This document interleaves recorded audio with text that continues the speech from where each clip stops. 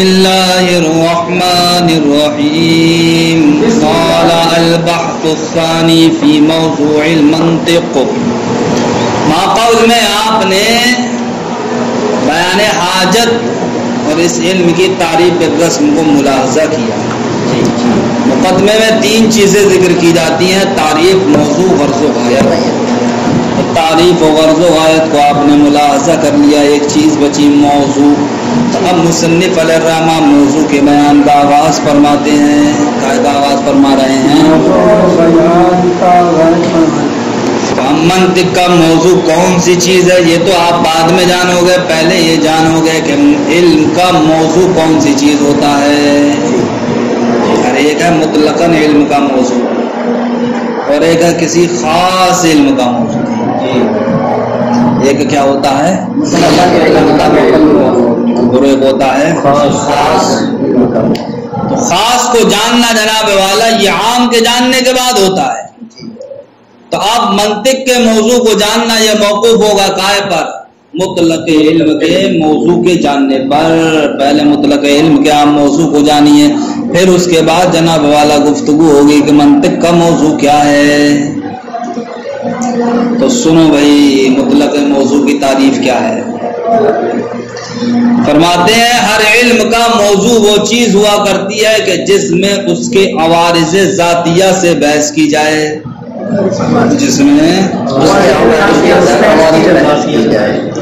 جس میں ان چیزوں سے بحث کی جائے جو شے کو اس کی ذات کی وجہ سے لاحق ہوتی ہوں، ان کو کہا جاتا ہے عوارض ذاتیہ. لاحق ہونے والی چیز کا کہلاتی ہے عارض. اسی عارض کی جمع ہے عوارض. اور لاحق ہونا 2 طرح سے ہے، ابھی آپ جانیں گے. ایک ذات کی وجہ سے ہوتا ہے اور ایک جناب والا امر خارج کی وجہ سے ہوتا ہے. شے تو کوئی چیز جو لاحق ہوتی ہے وہ یا تو اس کی ذات کی وجہ سے ہوتی ہے یا جناب والا امر خارج کی وجہ سے ہوتی ہے. ٹوٹل صورتیں 6 نکل کے آئیں گی جو چیز شے کو لاحق ہوتی ہے.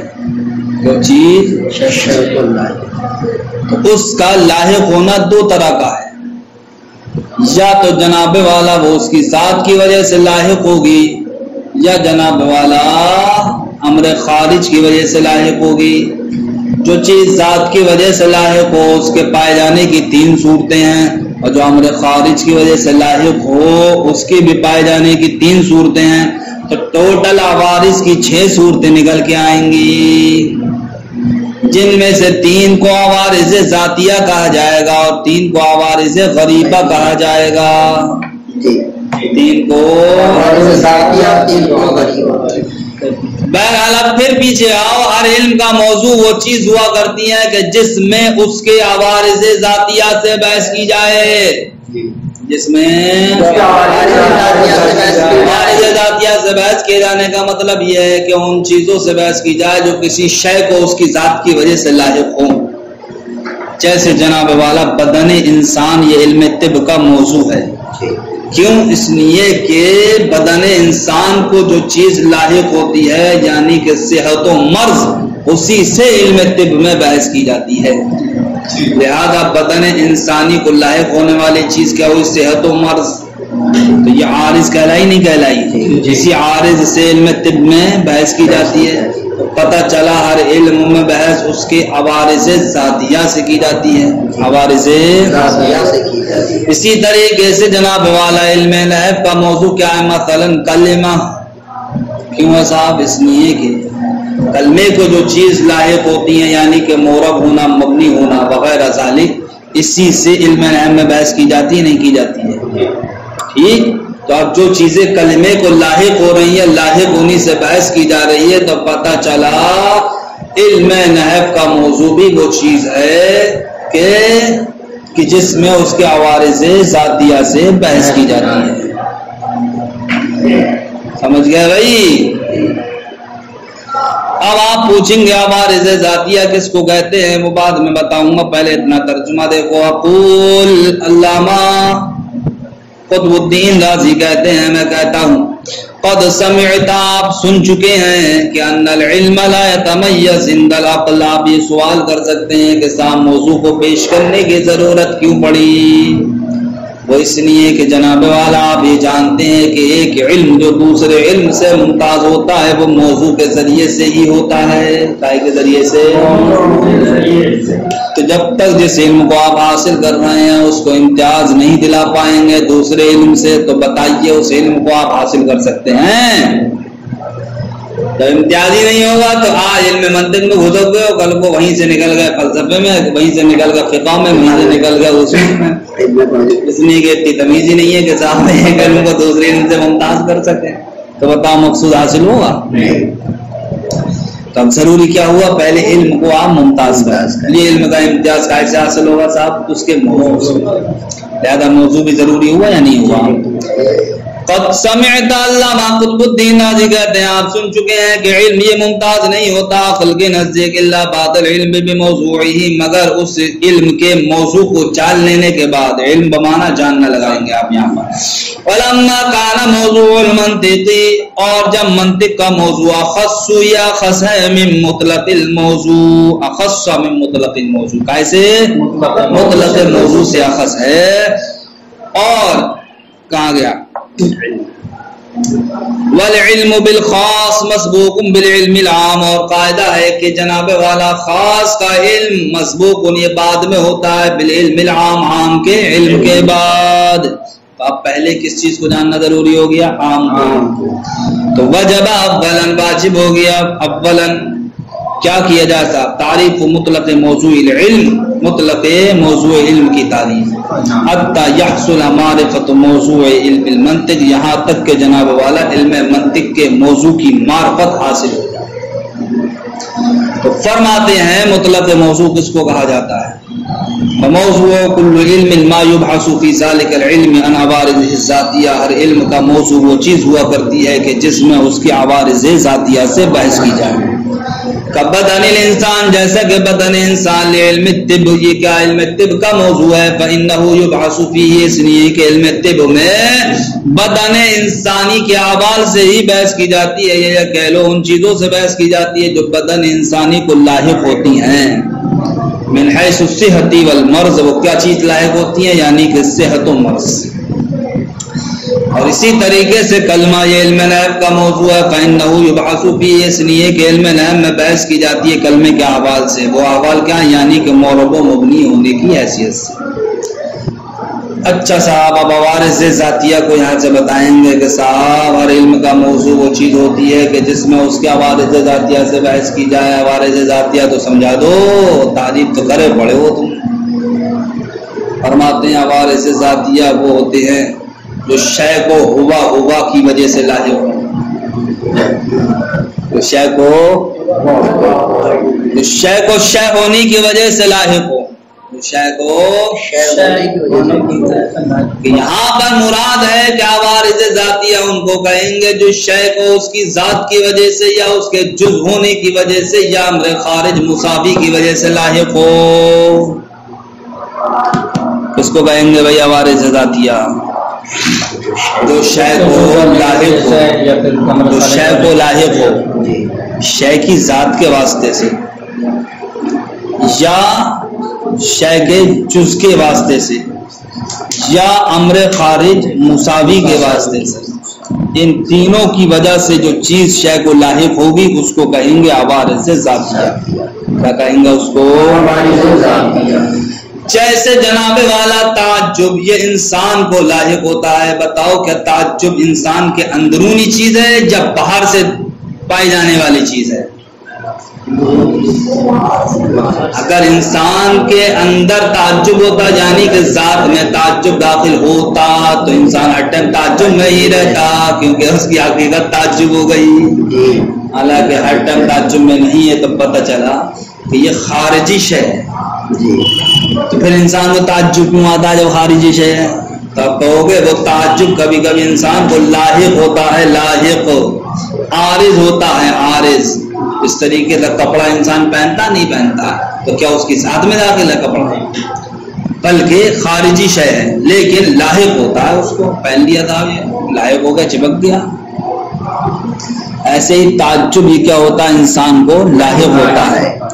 بہرحال لاحق ہونے کی وجہ سے تعجب ہو گیا امر عارض۔ تعجب کیا ہو گیا، یعنی لاحق ہونے والی شے، لاحق ہونے والی شے۔ تو تعجب جو انسان کو لاحق ہوتا ہے وہ کس واسطے سے لاحق ہوتا ہے؟ ذات انسان کی وجہ سے، کی وجہ سے۔ تو یہاں دیکھو تعجب جو امر عارض ہوا یہ انسان کو لاحق ہوا کس کی وجہ سے؟ ذات انسان کی وجہ سے، کی وجہ سے، پہلی بات ہو گئی ہے۔ اور جناب والا جو اس کے جز کی وجہ سے لاحق ہو اس کی مثال پیش کرتے ہیں، جیسا کہ حرکت بالارادہ، حرکت یہ جناب والا یہ بھی انسان کو لاحق ہوتی ہے۔ انسان ہی اس درجے کا ہے کہ وہ اپنے ارادے سے حرکت کرتا ہے جب چاہتا ہے، تو حرکت بالارادہ یہ انسان کو لاحق ہوتی ہے، لیکن کائے کے واسطے سے لاحق ہوتی ہے؟ حیوان کے واسطے سے۔ اس لیے کہ حیوان نام کس کا ہے بتاؤ؟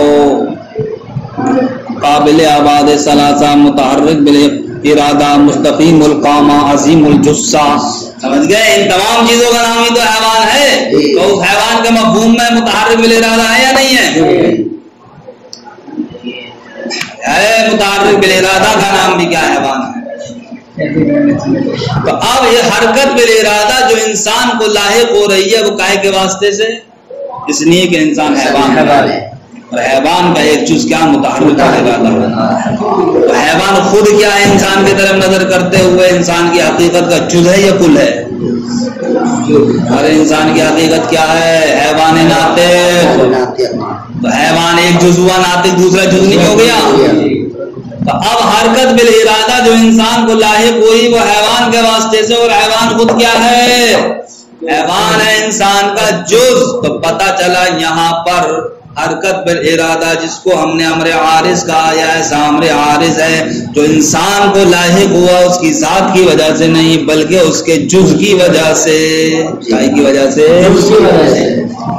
تیسری مثال کیا پیش کرنا رہ گئی ہے کہ جو چیز شے کو لاحق ہو امر خارج مساوی کی وجہ سے، امر خارج جیسے کہ زہق ہنسنا یہ انسان کو لاحق ہوتا ہے۔ اب بتاؤ ہنسنا انسان کی داخلی شے ہے یا خارجی شے ہے؟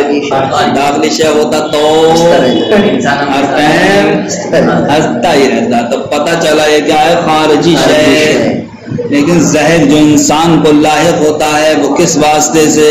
اس واسطے سے کہ انسان تعجب کرنے والا ہے، تعجب ہوتا ہے اس کو تو واسطہ بھی ہے، اور تعجب انسان سے یہ بھی خارجی شے ہے۔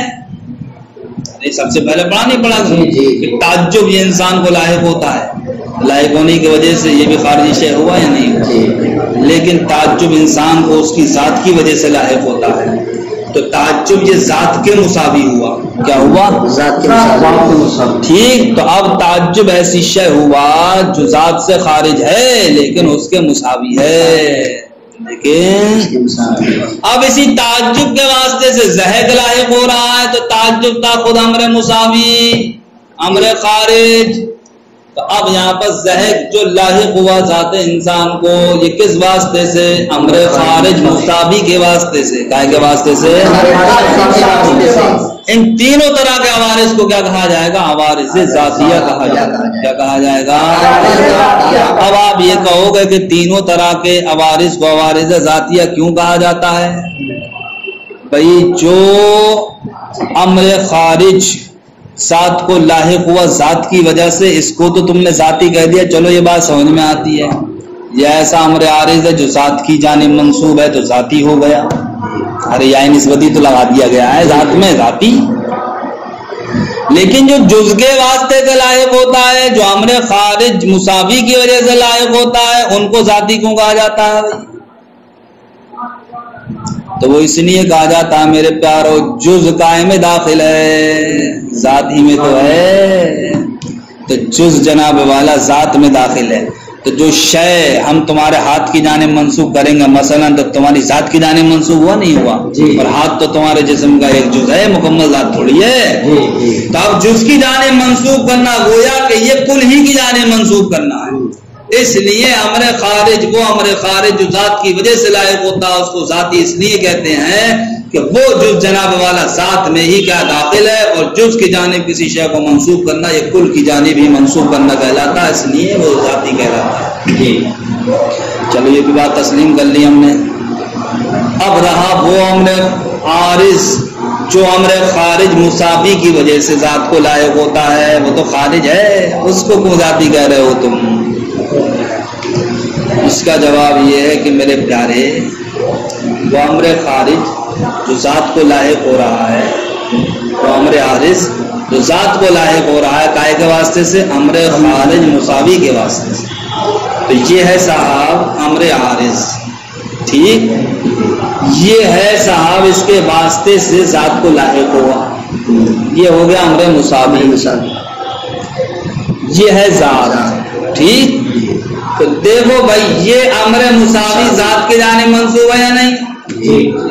اور یہ امر خارج اس کو کیا ہے؟ اس کی جانب منسوب ہے، اور یہ شے ذات کی جانب منسوب ہے۔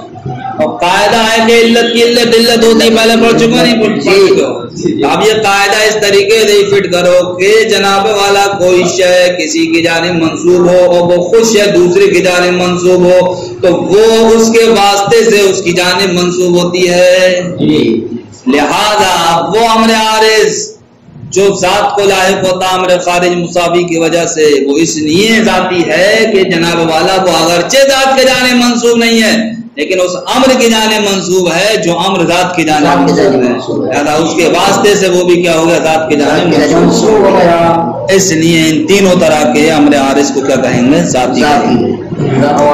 اس کے علاوہ تین عارض اور نکل کے آتے ہیں جو کیا کہلاتے ہیں؟ امر غریبہ۔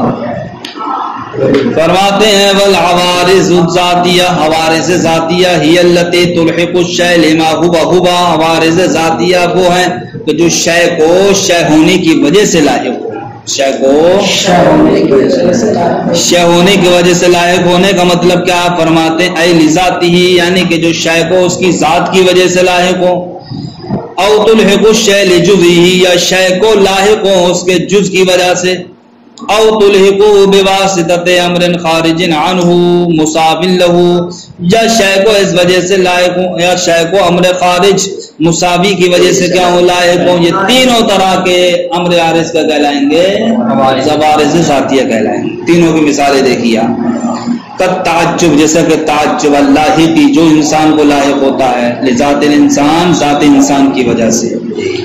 اور دوسری کی مثال جیسے کہ حرکت بالارادہ، اللہ قتل انسان جو انسان کو لاحق ہوتا ہے، بواسطت انہ حیوان، اس واسطے سے کہ انسان کیا ہے؟ حیوان، اور حیوان کیا؟ یہ جز ہے۔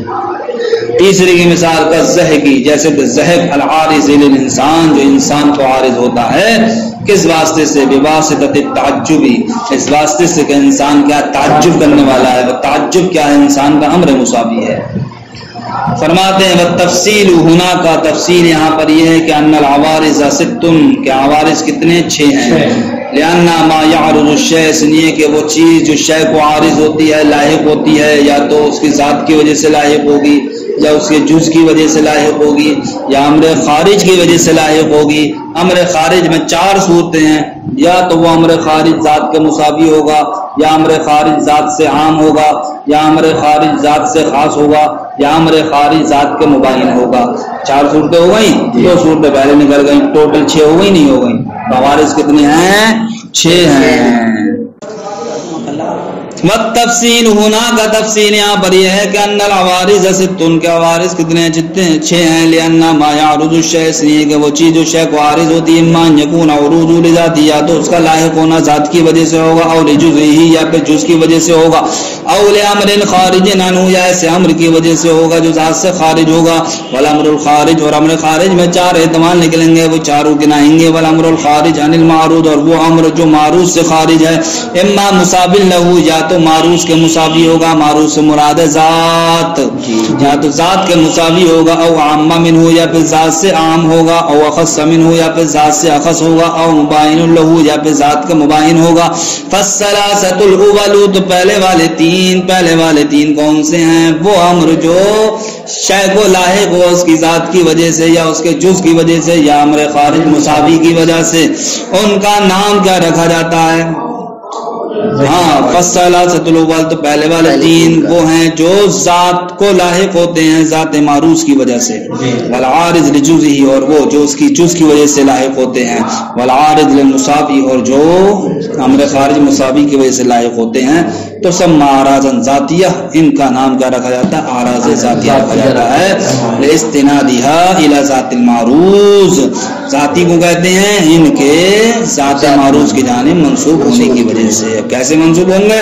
اما العارض للذات فظاہر، رہا وہ عارض جو ذات کی وجہ سے لاحق ہوتا ہے تو اس کا ذاتی ہونا تو ظاہر ہے، اما العارض، لیکن رہا وہ عارض جو جز کی وجہ سے لاحق ہوتا ہے، سمجھ گئے؟ تو اس کو ذاتی کیوں کہتے ہیں؟ فلأن الجزء، اس لیے کہ جز داخل ہوتا ہے فی الذات، ذات میں، والمستند الی ما هو فی الذات، اور وہ چیز جو منسوب ہوتی ہے اس چیز کی جانب جو ذات میں ہو، تو یہ منسوب ہونا ہے فی الجملہ ذات ہی کی جانب۔